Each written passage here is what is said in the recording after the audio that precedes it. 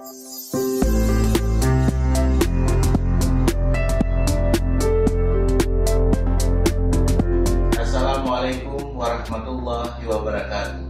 Saya Teguh Zulfikar, pemimpin Bank Aceh Syariah Cabang Sabang, mengucapkan selamat dan sukses atas penyelenggaraan Sel Sabang 2017.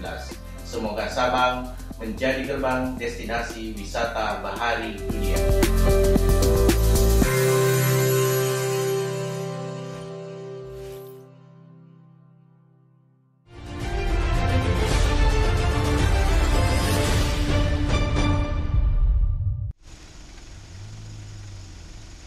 Syederalun antrian kendaraan ini terjadi di kilometer 22 lintas Biren Takengon, tepatnya di Desa Krungsimpo, Kecamatan Juli, Biren.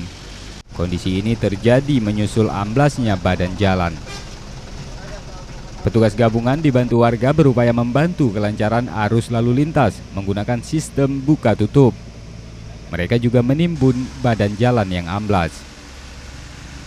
Jalanan yang amblas mencapai panjang 34 meter lebih dengan lebar 11 meter, sementara kedalamannya Syederalun mencapai 1 meter lebih. Akibat kondisi ini, kemacetan dari arah Biren mencapai 1 km, sementara dari arah Bener Meriah mencapai 2 km.